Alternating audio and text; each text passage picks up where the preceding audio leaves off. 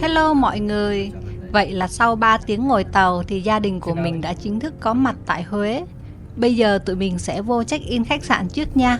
Khách sạn mà tụi mình chọn tên là Senna Huế, nằm ngay trung tâm thành phố nên rất là tiện lợi cho việc khám phá các khu ăn uống, phố đi bộ và nhiều điểm du lịch nổi tiếng. Không gian ở đây thì khá là yên tĩnh, sạch sẽ. Bây giờ thì để bố già đi quay một vòng khuôn viên bên ngoài khách sạn Senna Huế cho mọi người coi nha.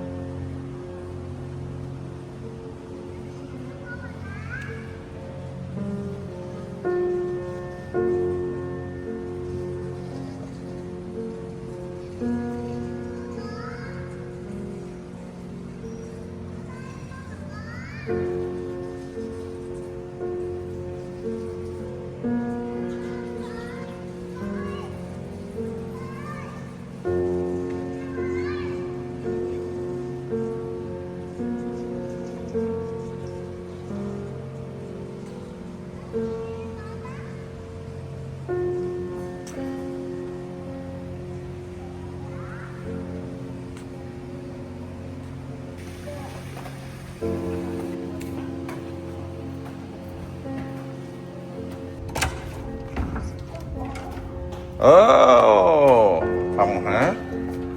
Rồi mở ra, chú đang mang vali nè. Trời, phòng tắm rộng chưa? Đẹp chưa? Wow. TV. Có bàn làm việc nè. Cô có thể ngồi đây làm việc ngày mai. Ồ. Ồ, ngoài đây có cái vườn luôn.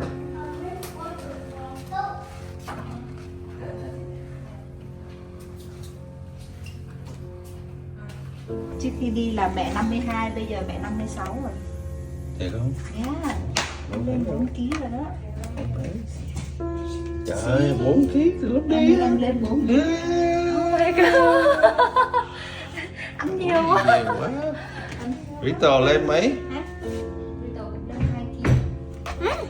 Rồi, từ từ, bước lại.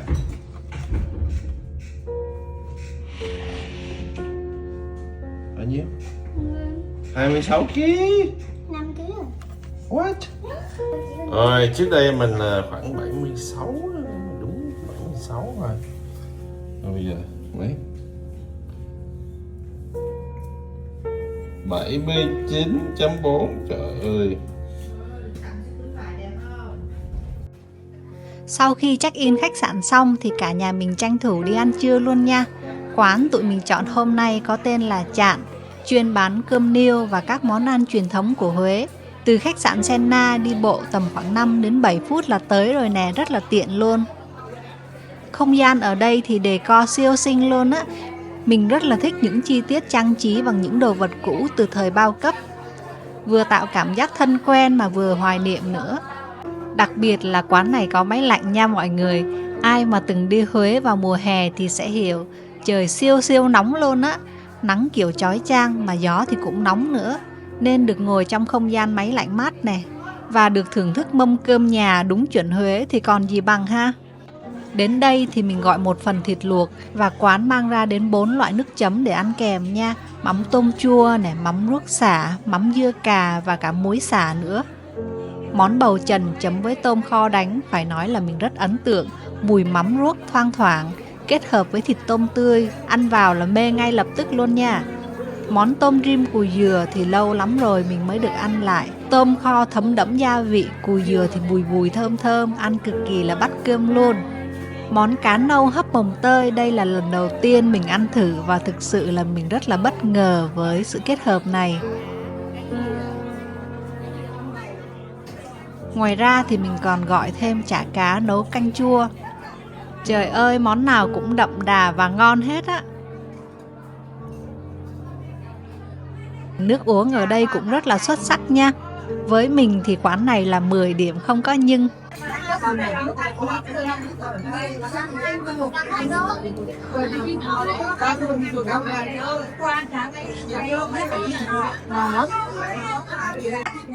Nhắc rồi, nó sẽ gọi cái món này cá thác lác nướng chua, ngon quá gì ngon, rau răm nữa.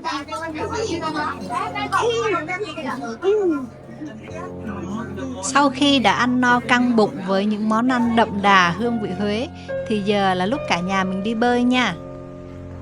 Nếu mọi người có kế hoạch ra Huế vào mùa hè này thì nên chọn những khách sạn có hồ bơi xịn sò nha.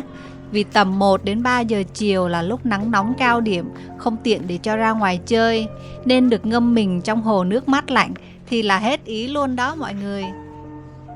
Đâu, mình đang ở đâu? Đang ở Huế. Huế, khách sạn nào?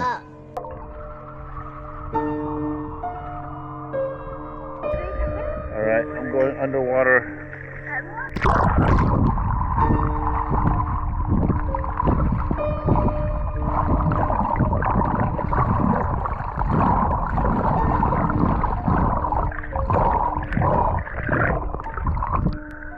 Underwater all the way.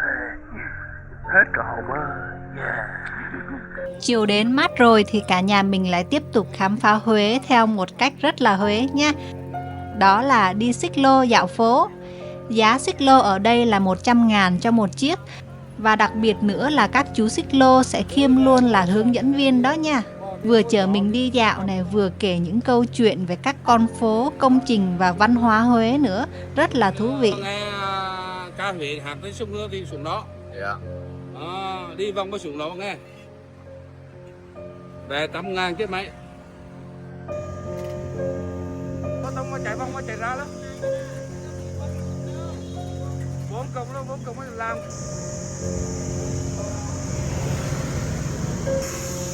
Thái y viện là mấy ông vua cho vua vào chữa bệnh. Vua chữa bệnh ở đây, Thái y viện ở đây.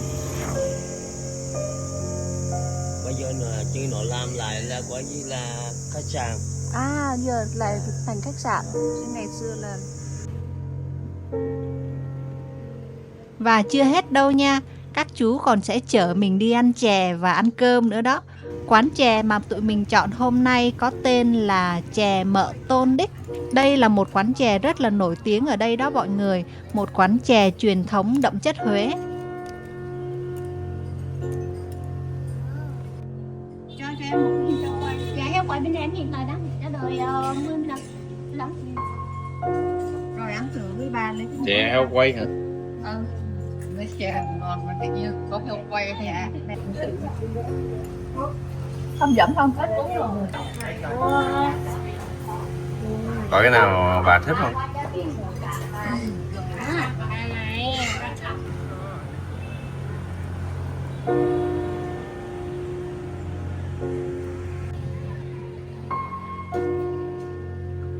Sau khi đã ăn chè xong thì các chú xích lô lại tiếp tục chở gia đình mình đi ăn tối nha.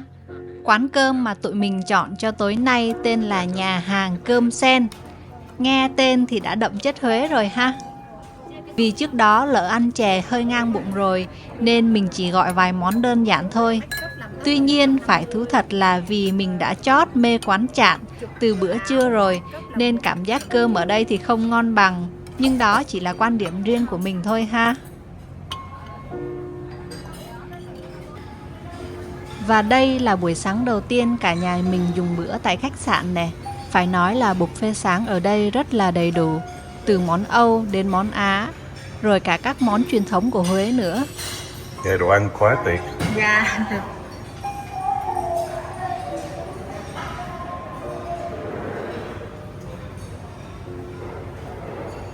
Quay là bánh mì.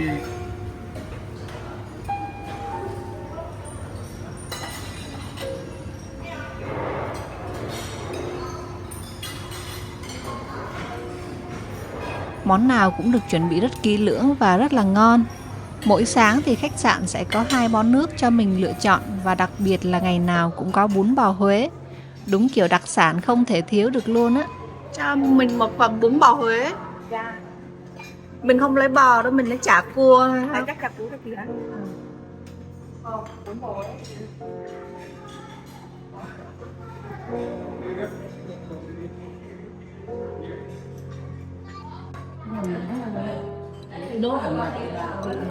Bún bò Huế.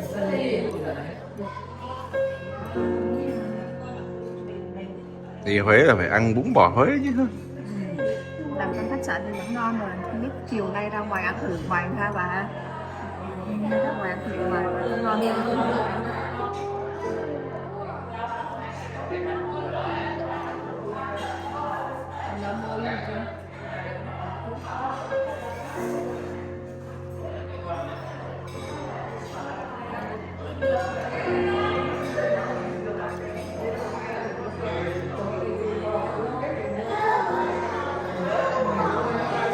Từ lấy hả? Ông ấy từ lấy kìa.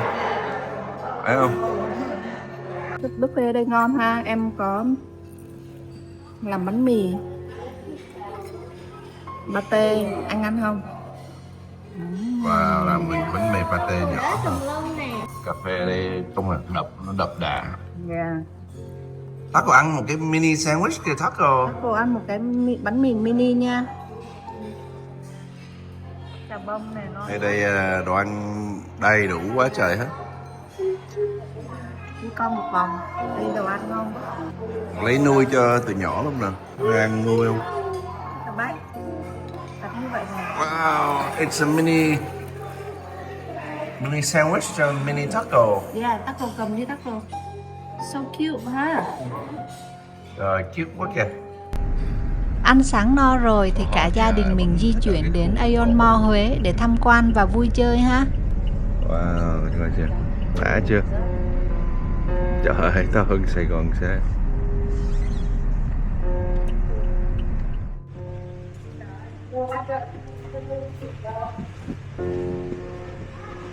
Wow.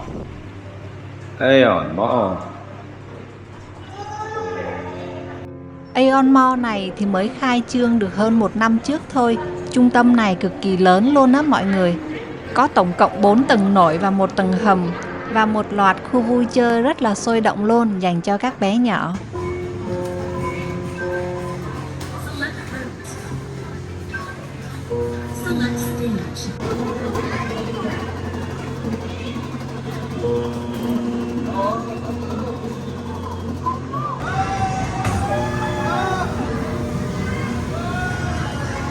Can he make it?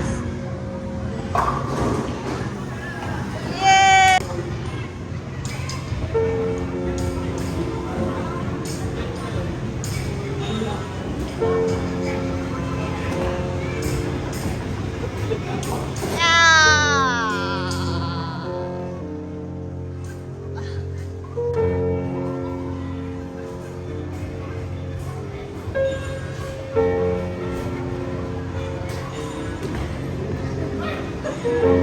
Trời ơi, sao dở quá vậy?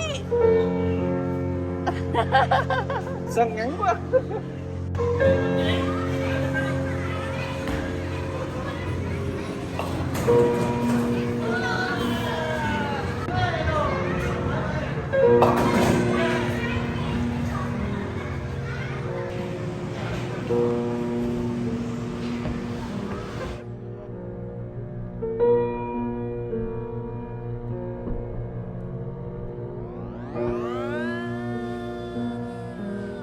Sau khi vui chơi ở Aeon Mall Huế xong thì cả gia đình mình về khách sạn nghỉ ngơi. Vì trời ở Huế khá nắng nóng và có con nhỏ nữa nên mình quyết định order đồ ăn trên Grab về. Hôm nay thì mình gọi đủ luôn một mâm bánh ram ít, bánh bột lọc, bánh nậm, bánh bèo, thêm cả nem và trà nữa. Giá cả thì rẻ bất ngờ luôn nha, mỗi phần chỉ tầm khoảng 25 đến 30 ngàn thôi. Chiều mát thì cả gia đình mình lại cùng nhau đi dạo ở cầu Gỗ Lim, một địa điểm rất là nổi tiếng nằm ngay sát sông Hương, vừa thơ mộng lại vừa mát mẻ. Buổi chiều thì ở đây rất là đông người dân địa phương và du khách ra tản bộ, chụp hình và hóng mát. Bún bông.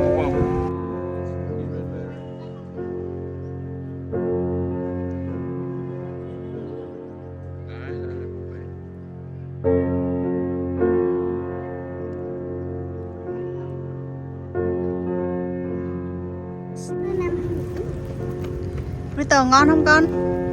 Sữa chua có 10.000 bịch là rẻ hả?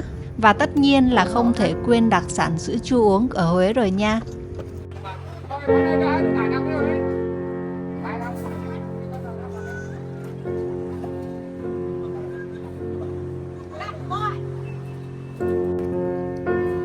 Bún bò Huế.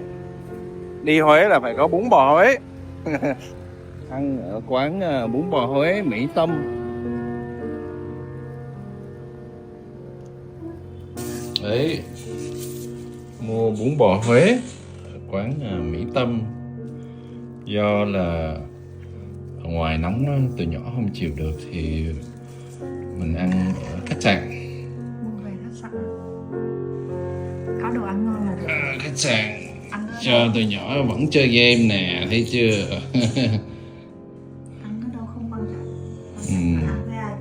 Ăn với ai và ăn mà không bị nóng nực, không bị mũi cắn. Cho taco, Rito thoải mái chơi game. Xong rồi hai vợ chồng thì ngồi ăn. Ăn mà còn có nước mía nữa là đã không? Có Thì nước đậu nành hả? bán là nói là ăn bún bò không có gì đã bằng uống nước mía. Thì mình mua 2 mía với lại 1 cái sữa đậu nành. Đấy, thưởng thức. Đi Huế là phải ăn bún bò Huế. Sa tế ớt nha. Ớt ngoài Huế cay lắm. Nói chung cái gì ngoài Huế nó cũng cay, cũng đậm hết á nha. Kể cả cái rau thơm này này. Hôm nay em ăn mà em ngạc nhiên luôn á.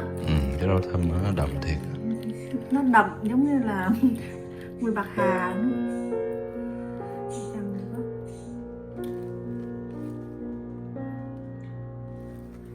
Bự quá ha, tô lớn quá ha.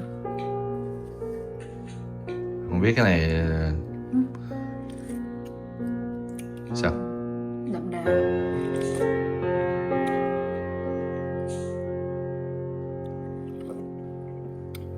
Không có bị nồng mắm ruốc quá. Biết hết cái này mua bao nhiêu không? 35.000 một tô đúng không? Hết cái này là 150.000, 3 tô, Rẻ quá ha, cả nước mía 2 luôn ly hả? nước mía. Xong rồi cả sữa đậu nành. Chứ Sài Gòn là một tô là 100.000 rồi hết. Sài Gòn một tô 100.000. Dọn ra Huế ở đi.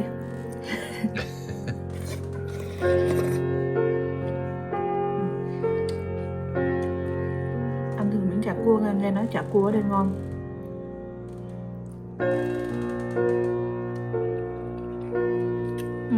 Dai thiệt. Dai ngon thiệt đó. Đây là giống như là giò vậy ha.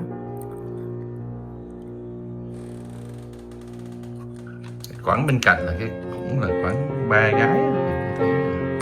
Đó cũng nổi tiếng hết.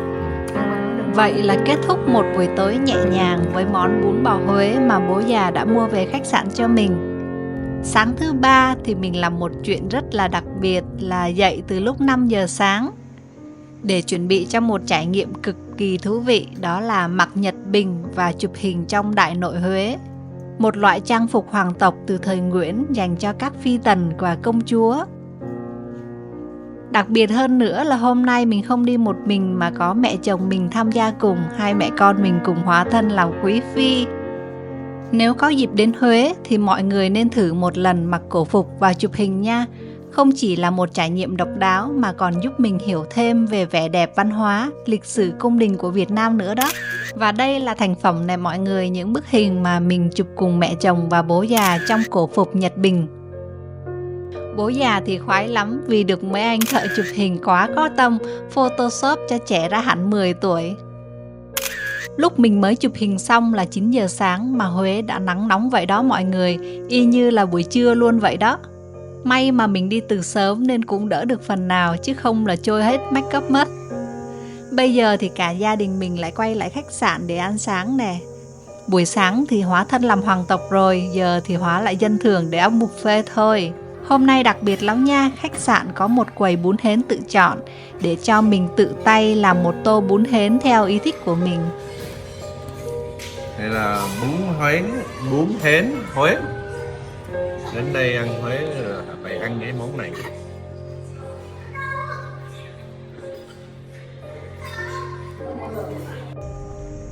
Chiều đến thì hai vợ chồng mình lại có một trải nghiệm cực kỳ thú vị và cũng rất lãng mạn nữa nha. Đó là chèo sấp trên sông Hương và ngắm chùa Thiên Mụ từ một góc nhìn hoàn toàn khác. Trời lúc này thì mát hơn buổi sáng rất là nhiều, gió sông thổi nhẹ nhẹ, khung cảnh bình yên vô cùng. Chèo sấp thì không khó như mình tưởng nha. Ban đầu thì hơi run một chút, nhưng khoảng 5-10 phút sau thì bắt đầu quen nhịp và cảm thấy cực kỳ thư giãn.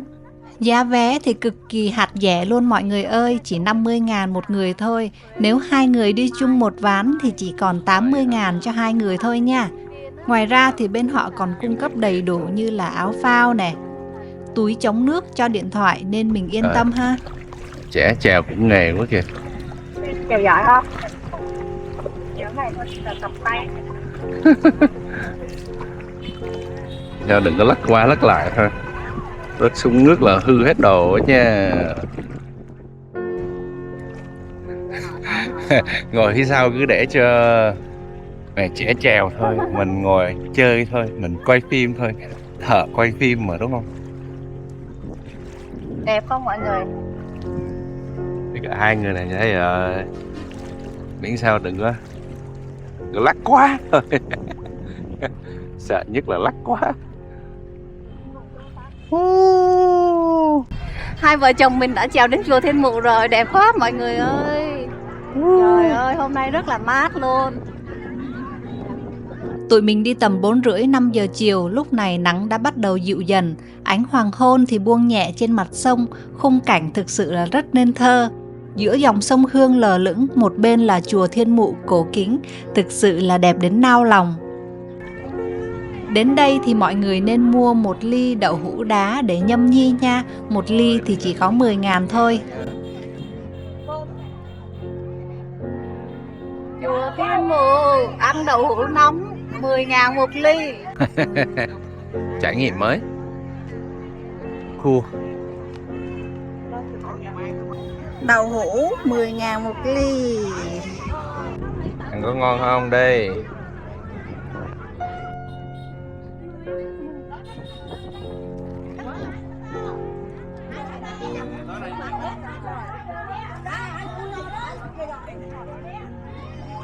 Sunset ở Huế, ở sông Hương. Mẹ trẻ đang chèo, giỏi thiệt, không thua gì hết, người chuyên nghiệp. Anh thấy cái chuyến này đi Huế Rất là thú vị. hôm nay ngày tuyệt vời luôn á, là có chụp hình đẹp ở trong cái Nội thành đó, nội đại đúng không? Nội gì? đại nội. Đại nội. Xong rồi nhưng mà mùa hè thì rất là nóng nha mọi người, Nắng quá. nóng lắm nên là đi Huế thì mình nên chọn những cái khách sạn nào mà có hồ bơi, để từ 1 đến 3 giờ chiều là mình có thể mình nghỉ ngơi rồi mình bơi hồ bơi ở khách sạn là đã lắm. Xong rồi là Đồ ăn rất là ngon, đồ ăn ngon mà rẻ. Em bỏ ở đây có khoảng 20 mấy đến 35.000 mà hả? Người dân đây khá là thân thiện. Mình thấy đây là một trong những trải nghiệm đáng thử nhất khi đến Huế, đặc biệt là dành cho các cặp đôi, nhóm bạn muốn có những khoảnh khắc đáng nhớ mà không tốn quá nhiều chi phí.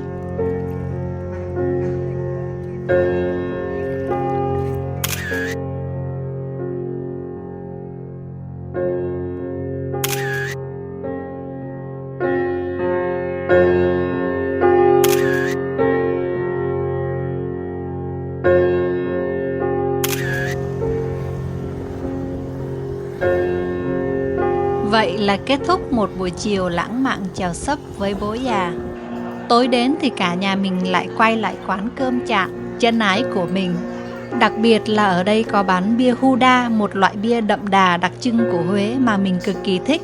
Mọi người có biết không, nước suối ở đây thì có giá là 15.000 cho một chai, và bia thì chỉ có giá là 20.000 thôi. Nên mình thấy bia quá là hợp lý luôn ha.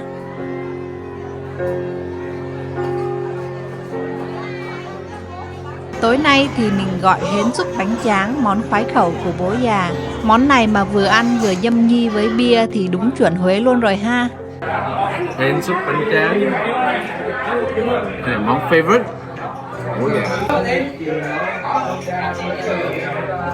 Đây là món gỏi mực bóp thấu. Mực tươi, giòn, có vị chua nhẹ rất là bắt miệng. Ai mê món gỏi thì không thể bỏ qua món này nha. Muối vào. Không muối vào. Thơm.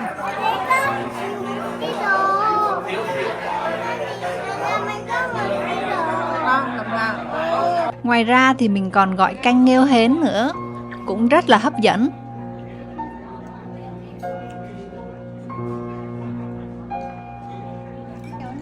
Sáng ngày thứ tư thì nhà mình bắt đầu một ngày mới với việc chèo sấp nha. Đây là vẻ mặt của bà nhỏ nhà mình khi bị mẹ gọi dậy lúc 5 giờ sáng để đi chèo sấp nè. Hôm qua thấy bố mẹ đi vui quá nên bà nhỏ đòi mẹ đi theo cho bằng được. Hôm nay mình đang đi xúc trên sông Hương buổi sáng sớm. Dậy 5 giờ sáng, bây giờ khoảng 5 giờ rưỡi đã ra đây rồi. Mình đang chơi tới chùa nè, chùa Linh Mụ hả? Chùa Thiên Mụ. Thiên Mụ. Tô Lâm. Wow, cờ đi lên rồi kìa. Chùa đang đi lên.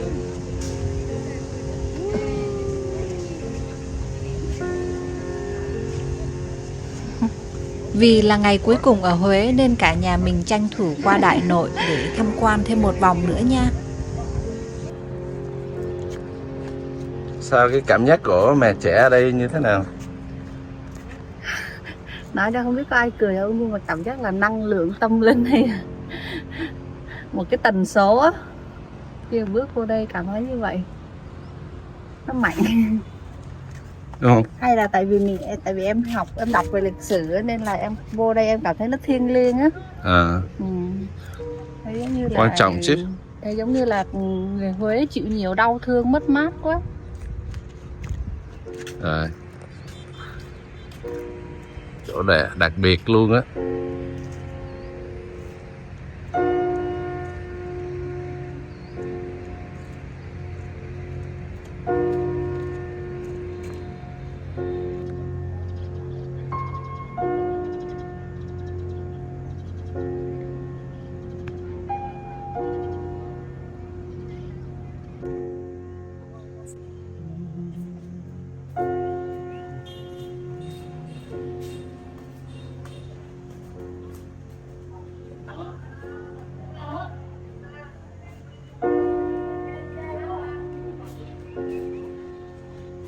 Tắm vừa rồi, khóa rồi.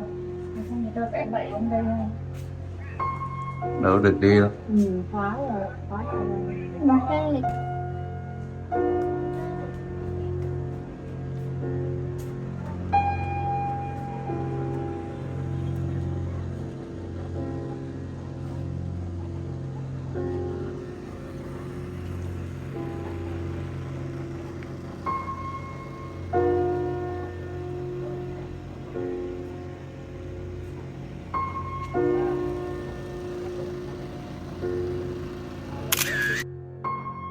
Tầm 7 giờ sáng thì nắng đã bắt đầu lên khá mạnh. Cả gia đình mình tranh thủ quay lại khách sạn để ăn sáng và nghỉ ngơi một chút trước khi thu dọn đồ đạc và chuẩn bị rời Huế. Hôm nay thì quầy buffet sáng lại khiến mình bất ngờ với món bánh xèo.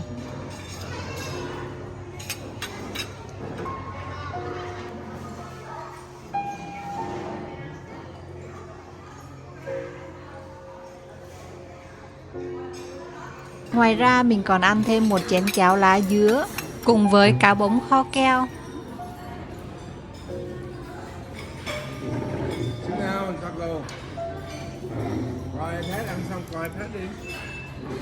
Và cuối cùng là không thể thiếu một tô bún riêu với nước dùng chua nhẹ mà thật đậm đà. Phải thực sự là dành lời khen quá lớn cho khách sạn Senna Huế, không chỉ vì đồ ăn ngon, đa dạng, mỗi ngày đều đổi món, mà còn bởi đội ngũ nhân viên ở đây cực kỳ dễ thương. Mỗi sáng đều có bạn nhân viên đến hỏi mình rất chân thành: nhà mình hôm nay định đi đâu chơi, tối ngủ có ngon không, có cần hỗ trợ thêm gì không. Những điều nhỏ như vậy thôi nhưng cũng làm cho mình cảm thấy được chào đón và được chăm sóc thật lòng. Và sau khi ăn sáng và nghỉ ngơi xong thì cả gia đình mình bắt đầu thu dọn đồ đạc để chuẩn bị check out và rời khỏi khách sạn Senna Huế. Thực sự thì trong lòng vẫn còn lưu luyến lắm, vì Huế không chỉ đẹp bởi cảnh sắc cổ kính mà còn ấm áp tình người. Với những trải nghiệm đầy cảm xúc mà tụi mình đã có trong suốt 4 ngày và 3 đêm ở đây.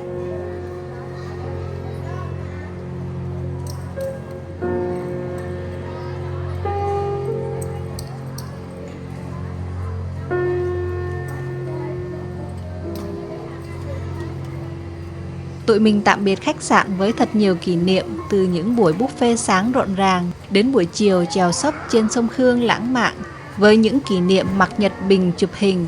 Huế ơi, hẹn gặp lại vào một ngày không xa ha.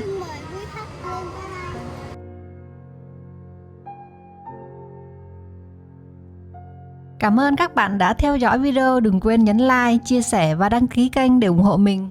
Nhớ xem những show mới và trước đây trên kênh Mẹ Trẻ Bố Già.